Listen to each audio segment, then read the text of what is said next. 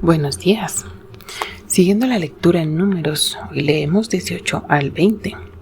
En el capítulo 18 se habla de muchas cosas que tienen que hacer los sacerdotes. Y hay varias cosas interesantes allí. En primer lugar, yo siempre que leo estos pasajes pienso cómo se acuerdan de tantos detalles. Y muchas de las advertencias terminan en para que no muera. Imagínate que tú y yo nos tenemos que acordar de todo esto para que no muramos. Y si fallamos en una cosita, pues podemos morir. Bueno, por un lado el Señor es justo y sabe perfectamente si hemos tenido como toda la intención de olvidarnos. Pero por otro lado, nosotros debemos ponerle toda la intención en no olvidarnos. Y esto pasa con muchos de los mandamientos que están en el Nuevo Testamento también. Pensamos que el Señor de todas maneras nos perdona, entonces no pasa nada si se nos saltan. Pero el Señor quiere santidad y eso se repite constantemente en todo lo que hemos estado leyendo estos días.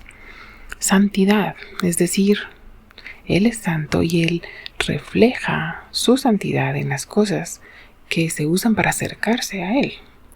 Por otro lado, nosotros nos recuerda en varios pasajes del Nuevo Testamento que nosotros somos santos porque Él es santo.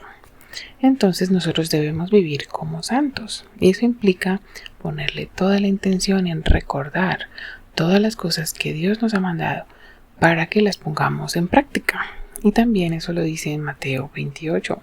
Dice que debemos hacer discípulos y nosotros debemos ser discípulos. Dice enseñándoles que guarden todas las cosas que les he mandado. Quizá el Señor ya no termina con esta frase para que no mueran, pero sí termina con esta frase porque yo soy santo. Y lo lleva implícito en tantas cosas que Él nos deja en su palabra. Recuerda que debes hacer esto de corazón puro, con manos limpias, porque yo soy santo. No lo dice así exactamente, pero todas estas leyes reflejan su santidad.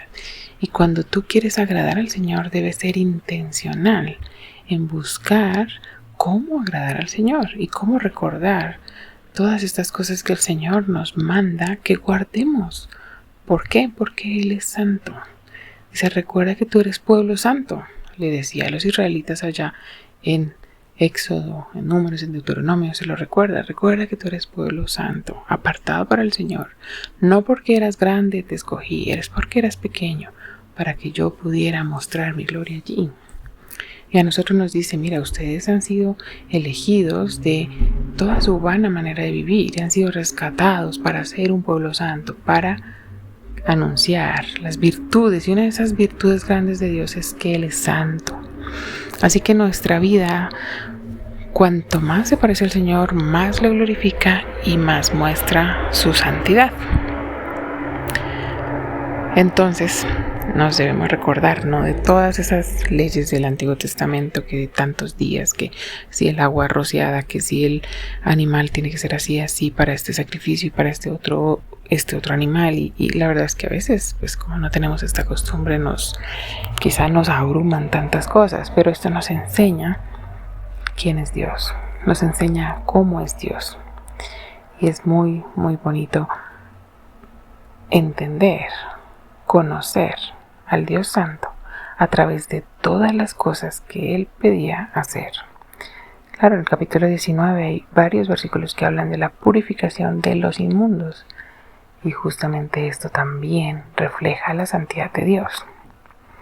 Al comienzo del capítulo 18 hay un versículo que menciona que los sacerdotes deben ofrecer primero por sí mismos y después por el pueblo. Ellos deben ofrecer sacrificios por ellos mismos también.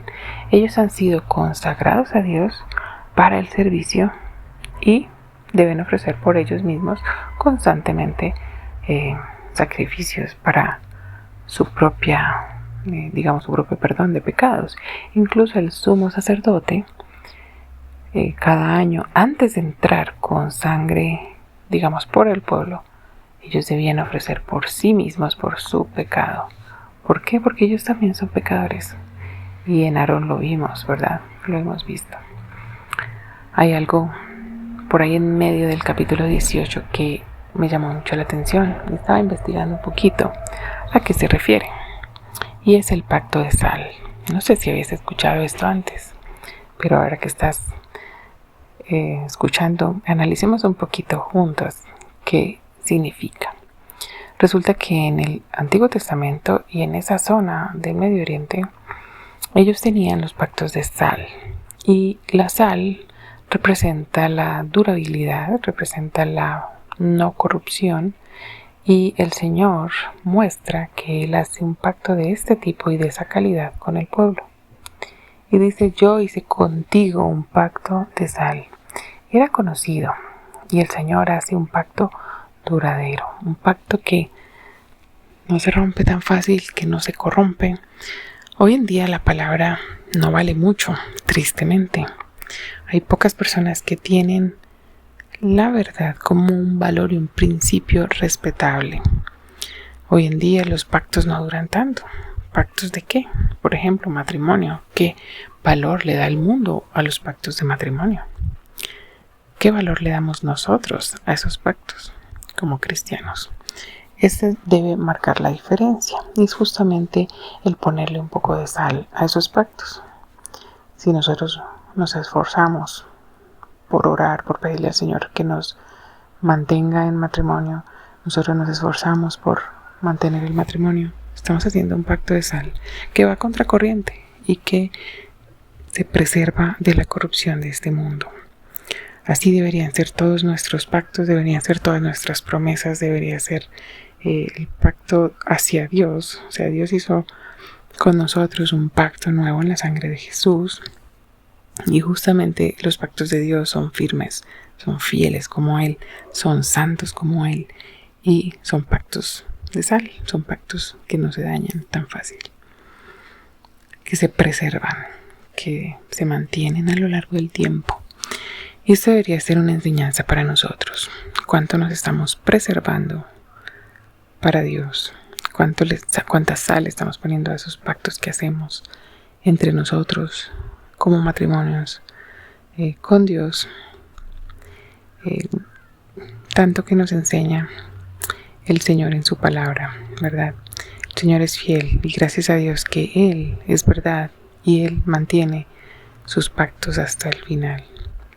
Gracias a Dios porque nos enseña. Dios te bendiga este día.